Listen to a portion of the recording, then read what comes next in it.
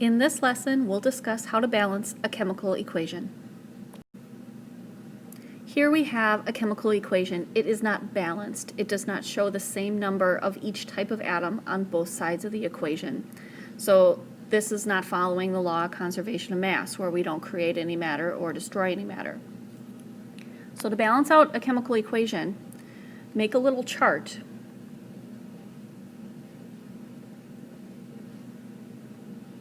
That keeps track of how many of each type of atom we have on either side of the equation. On the reactant side for nitrogen, we have 1. On the product side for nitrogen, we have 2. On the reactant side for chlorine, we have 3. And for chlorine, on the product side, we have 2.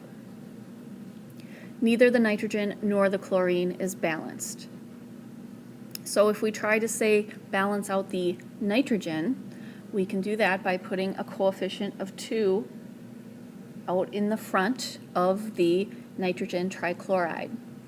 That will give us 2 nitrogens, but it also gives us 6 chlorines. 2 times 3 is 6.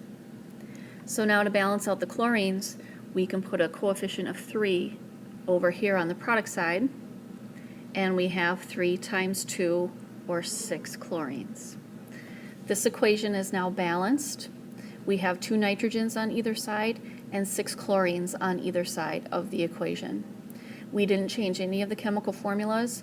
All we did was add coefficients to balance out this chemical equation.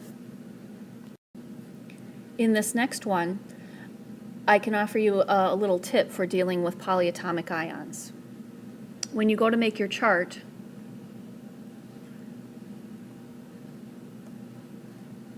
if you have a polyatomic ion that's on either side of the equation, and it's the same on either side of the equation, you don't actually have to break apart the polyatomic ion into its elements. You can treat it like an element. So there's 1 copper and 1 silver and 1 nitrate on the reactant side. 1 silver, 1 copper, 2 nitrates on the product side. So right now the only thing that's unbalanced is the nitrates. If I put a coefficient of 2 in front of the silver nitrate, that will give me 2 nitrates, and it will also give me 2 silvers. So to balance out the silver, now I need a coefficient of 2 in front of the silver on the product side. This equation is now balanced. 1 copper on each side, 2 silvers on each side, and 2 nitrates on each side of the equation. And finally, in this chemical equation, you can see we have oxygen in multiple reactants and products. So my tip to you would be to try to balance out those oxygens last. Try to balance the carbon and the hydrogen first.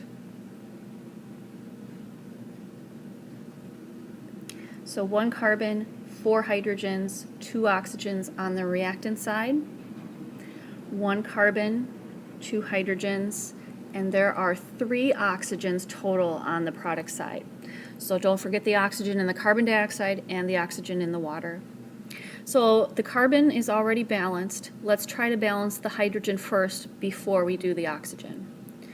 If I want to get 4 hydrogens on the product side, like I have on the reactant side, I can use a coefficient of 2 to give me 4 hydrogens on the product side. That also gives me 2 oxygens there in the water, and then there are 2 in the carbon dioxide. So that's a total of 4 oxygens on the product side. And so now to balance out the oxygen on the reactant side, we just need a coefficient of 2. I hope these tips help you balance your chemical equations.